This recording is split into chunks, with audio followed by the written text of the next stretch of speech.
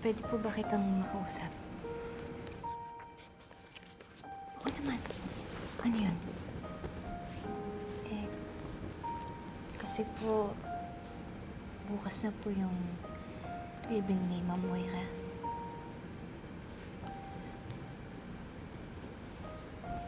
Gusto mo magpunta?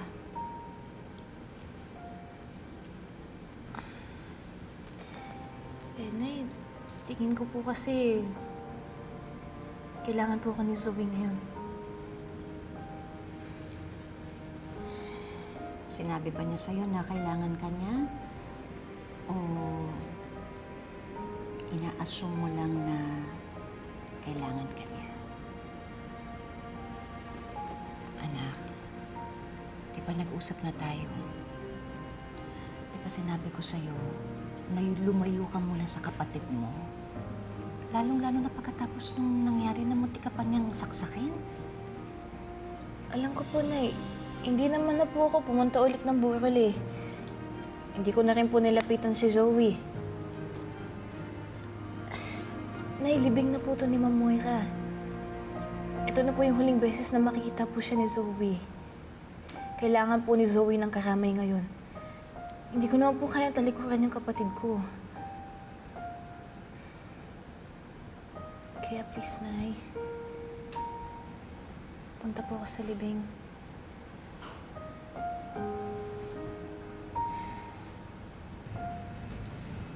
Ika nga dito.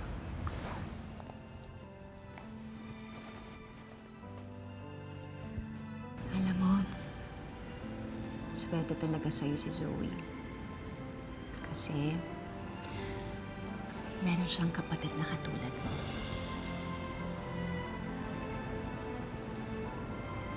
Sige na, pumapayag na ako. Pwede ka na pumunta bukas. Tutil nandun naman ang tatay mo, di ba?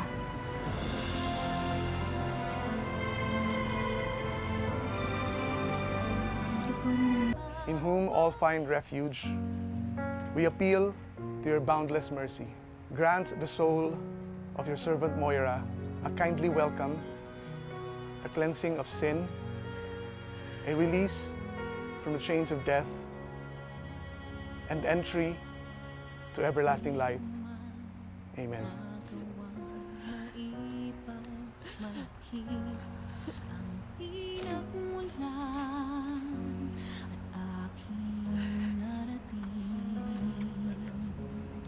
May isang iyayang na mula sa tuwing di mapapantayan ng anumang hangarin.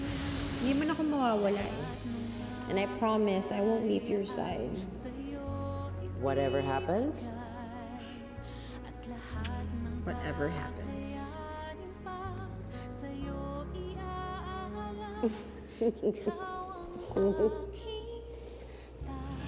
Tandaan mo, ha? Mahal na mahal kita.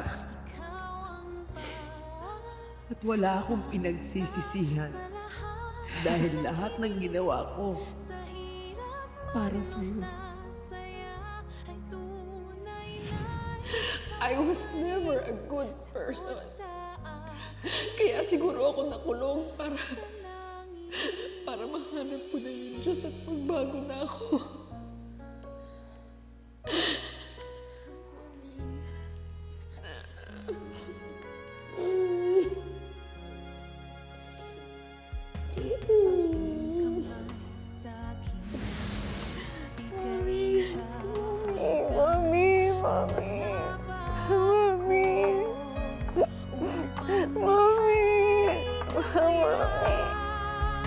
Lahat ng makakaya ay sa'yo ibibigay, at lahat ng kakayanin pa sa'yo iaalay. Ikaw ang aking tala sa gabing madilim. nang makilala kita, walang-wala ka. Kahit mawala pang lahat sa'yo ngayon, walang magbabago.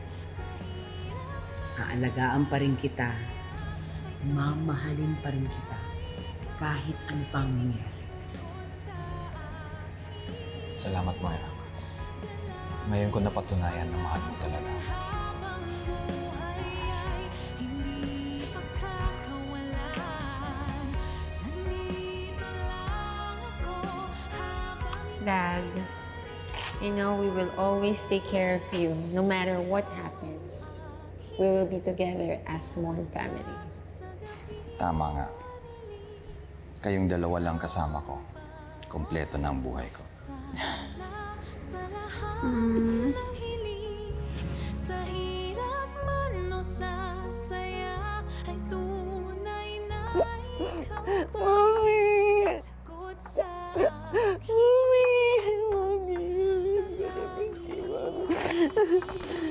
Ano ba? Lumayo ka nga!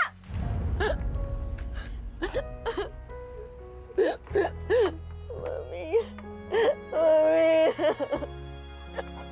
Mami! Mami! Mami! Magpapakalimit ako kay Mami! Hindi ko kaya! Hindi ko kaya! Hindi ko kaya! Hindi ko kaya! Si Mami! Si Mami! Si Mami! lahat ng kakayanin pa sa'yo'y aalay. Ikaw ang aking tala sa gabing madilim. Ikaw ang bawat sana sa lahat ng hiling. Sa hirap man o sa saya ay tunay na ikaw pa rin. Sagot sa aking dalangin. Pangakong habang buhay ay hindi pagkakawalan. Nandito lang ako habang ika'y nariyan. Ikaw ang aking tala sa gabing madilim. Ikaw ang bawat sana sa lahat ng hiling. Sa hirap man o sa saya ay tunay na ikaw pa rin. Sagot sa aking dalangin. Pangakong habang buhay ay hindi pagkakawalan. Nandito lang ako habang ika'y nariyan. Ikaw ang aking tala sa gabing madilim. Sagot sa aking dalangin. Para hindi ko pwedeng umalis. Hanggat hindi ko nababawi yung asawa ko. Anong gusto mong gawin natin? Kuya, buti bumalik ka. Tumawag yung asawa mo sa number ko. Hinahanap ka. Si Lynette, tumawag. Kayo lang ni Annalyn yung kailangan ko. Ay nako, Beng. Huwag ka maniniwala dyan sa anak mo. Plastic yan si Zoe. Zoe, baka pwede mo akong tulungan. May mga pulis na malapit sa pinagtataguan ko. Lumiliit na yung mundo ko. I just made peace with Dad and Annalyn. Kailangan ko makuha yung loob nila para maipaghigit ko sa Mommy. Promise, Mommy. I'll embrace our enemies. Para pag iginanti kita sa kanila, they will never know what hit them.